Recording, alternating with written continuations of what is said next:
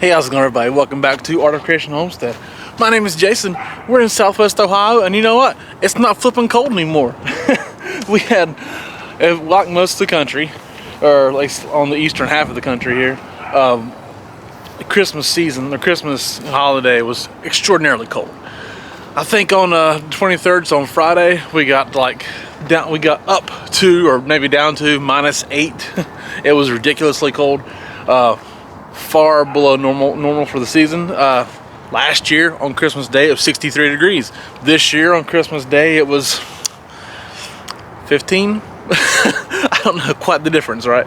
So with that cold weather, we obviously had to do a lot of preparation leading into those days, and a lot of work during those days for our chickens. Now, I covered a lot of these same ideas in our winter care for chickens video. I normally put one of those out about every year, but I covered a lot of this in that video. But sorry, there's a latch on the door. I covered a lot of that stuff in those videos, but this is gonna be a little different angle. We're just gonna kind of go over the things we did to prepare for that cold blast. Because anytime you're coming up with that kind of weather, that extreme cold, I'm talking a few inches of snow, high winds, and extraordinarily low temperatures, below zero temperatures, and they're gonna be that way for extra days, right? There's things you need to do to prepare your animals, whether it be any kind of livestock, even cats and dogs if they're outside, right? To prepare those animals to survive the elements. As you can see, they're all looking really good, and they all did really good. Everybody made it through it, even the ones that we were afraid may not make it. We have a couple of older girls that are, when I say older, I'm talking working on almost 8 years old, that we were kind of concerned about, didn't know if they'd make it or not. They're older and they're showing their age, but you know what? They did just fine. One of the first things we did, though, by the way, was to not do a full clean out of the coop. If you have time to do a full clean out of the coop and then redo the bedding, that's a great idea. We didn't have time to do the full clean out, but what we did have time to do is this. We took a lot of the older shavings from the very back, brought them to the front, and took what was in the front, put it out here for some drier bedding out here.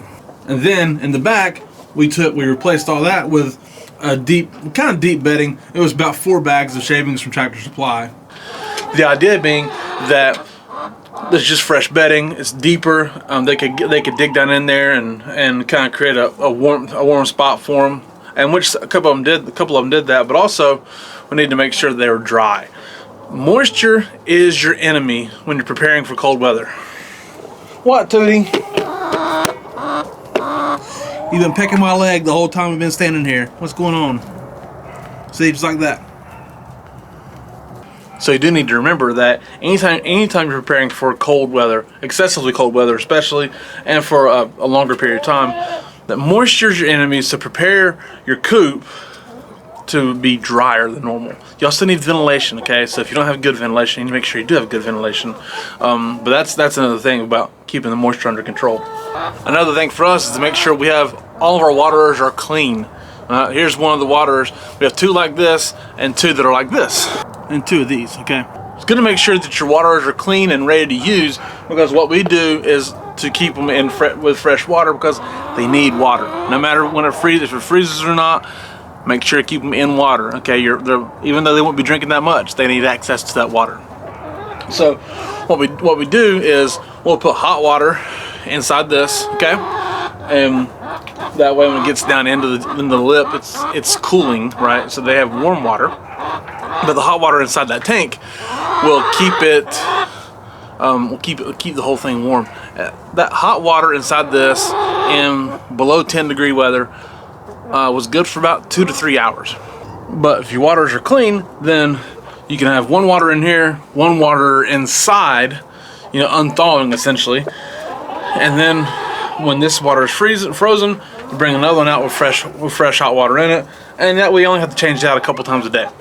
But they've got to have that water. They need access to that water. Chickens by nature are extraordinarily cold hardy. Okay, an average large fowl chicken is going to have an internal body temperature of like 104 to 108, somewhere 107 maybe. So they're warm as it is. They got a layer of fat. They've got all those feathers. They're prepared for this. Okay, they can handle it. But their combs, maybe not. 2D. Now, when I say their combs, I mean that little red thing on top of their head. That's their comb, and the little, and the underneath is their wattles. Okay. So when you have chickens that have a more prominent comb, more points, and a little taller off their head, that comb can actually get frostbite. All right, because out here, what happens is in that comb, they release heat from that spot of their body. Heat escapes their body through their feet and through their comb. Okay, so their feet, to keep their feet warm, when they get on the roost or when they sit in their bedding, they just squat down over top of their feet, and their feet are warm. But their comb releases heat, and that can create a little condensation that you can't necessarily see, but it's there. And if that condensation freezes, then you get frostbite, and probably isn't fatal. Okay, probably not fatal to them by no means, unless they get one that's just like a rooster might get it really bad if you don't take care of it. It might, I doubt it, but it's at least extremely painful and discomforting and stressful to them. So in order to take care of that, you need to protect their combs. What we do to protect the combs of the ones that are more prominent, okay? There's a difference in a short comb and a taller comb. We use this right here, okay? It's Burt's Bees hand salve. It's great. It solidifies over top of their comb a little bit and gives them a protective layer. Their combs will absorb it, okay, eventually, but it's all natural. It's just wonderful to use. It smells good. It's got a bunch of essential oils in it and whatnot. But so it's actually kind of got a calming effect on the smell, but it protects their combs. Now we're at -8 for -5 to -8 for an extended period of time, so that's a lot. You may have to reapply that a few times in the middle of that, and sometimes it still may not be enough. Like poor Sweetness right here, her comb took some damage from and you see we reapplied some stuff on it and did some things, but her comb has got damaged. It's really hard to get a good picture of it, but her comb took some damage. It kind of like had like all these little whitish yellowish spots on it, kind of blistered and popped. So it took a little damage, and I'm sure it's uncomfortable and painful for her, but there is something that we do that really helps them out a lot. We had an issue with this maybe 5 years ago, and at this point, I forget, 4 or 5. We had one of our chickens here. Her name's Munchkin. Well, Munchkin right there, her wattles got frozen. Okay, it was, we had 2 straight weeks of below 20-degree weather. It was just ridiculously cold all the time. Okay, I don't know when, I think it's when it was, but her wattles were dragging through the water when she was drinking. Okay, so she would drink and her wattles would drag through the water. Well, they were wet and they stayed wet and they froze. Okay, they froze in the middle of that, and so they had turned black or scabbing over real bad and starting to peel back. This is when we started using this on it. Green goo. It's a all natural herbal salve, okay, and it's got comfrey in it. So comfrey is the key ingredient in this whole thing, and we rubbed it down with this stuff, and man, it healed it right up, and she did great. And we're doing the same thing for Sweetness's comb. Just take this right here, and we apply it to their comb, to the sore or affected area, wounded area. Glory. That was crazy. I don't know if you heard that or not, but we just had a hawk do a drive-by on the coop. It flew super low, super fast, and freaked the chickens out real good. I don't know where it went. He couldn't get to the chickens, but enough to scare them. Man, that was a drive-by. But anyway, so we take that and we put it on top and put it on the wound or affected area, and it heals it right up. So we're doing that to Sweetness's comb, and she's going to make it through just fine. But that comfrey helps to regrow skin, regrow, whatever's going on there. So that's what's going to happen with her. I mean, that's what you need to do with your chickens, especially roosters. Roosters are really bad for it. So if you have a rooster that you can handle, that you want to take care of his comb, keep him out of pain-free. This really helps. It smells good, it relaxes them, and it's very soothing. They like that. Some other things we do for them to prepare for this cold blast is make sure that you got good amount of food, right? We kind of give them some cracked corn. Cracked corn will, if you do it as a treat, make sure they have, it helps their body heat up. Because their body has a hard time processing corn, so it helps them heat up. So we do that for them. Make sure they're just taken care of. Dry. Got plenty of shelter. We actually shut one of these doors to keep the wind off of them because the cold wind on them is really, really, really bad. Okay, so all these things are things you can do to prepare, right? Make sure you've got what you need to protect their combs and take care of their combs. But you gotta prepare your animals for this cold weather. So it took us we started a few days in advance, making sure we were ready to go.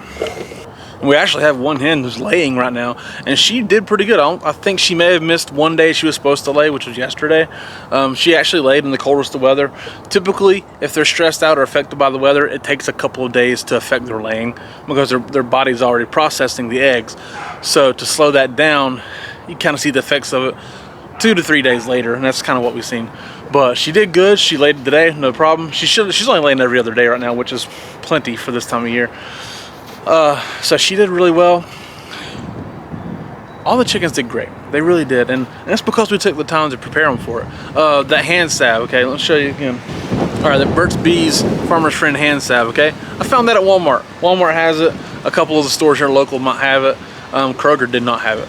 You can also find it on Amazon, I'm sure. So that's easy to find that in personal care sections. The green goo, you used to be able to get it at Tractor Supply. I don't know, we do get it at Amazon as well. Those things are pivotal. I mean, you gotta have, honestly, you should have the green goo anyways if you have animals of any kind, whether it be cats, dogs, or any other kind of livestock, just because it helps any kind of wound. Just remember, when you're preparing your chickens or any kind of livestock, especially your chickens, because that's what we know, it's what we have. Don't give them heat. Please don't give them heat. They don't need it. It's only gonna hurt them. They really don't need any kind of heat. We got down to -8, -9 here. I think we had a wind chill, probably -30 something. Places north of us, people in Minnesota, Maine, whatever, they get like -60 wind chills, and then -20s, and their chickens do just fine if you take care of them. I've heard plenty of people say their chickens do just fine. If you have smaller chickens, bantams or young ones, whatever, that might be a different story. But you get chickens that are appropriate for your area, which is another video. I could handle that. I could take care of that for you if you want me to. But you get chickens that are appropriate for your area, and they'll do just fine in the weather as long as you prepare. So that's what we did. All the chickens did just fine, and now we're on the other side of it, and we're gonna be at 60 degrees this weekend, they say. So we'll have a nearly 70-degree turnaround in a week. So that's gonna be nice. But thank y'all so much for watching. We do appreciate it. Hey, my name is Jason. This is Art of Creation Homestead. We love y'all. God bless you. Goodbye.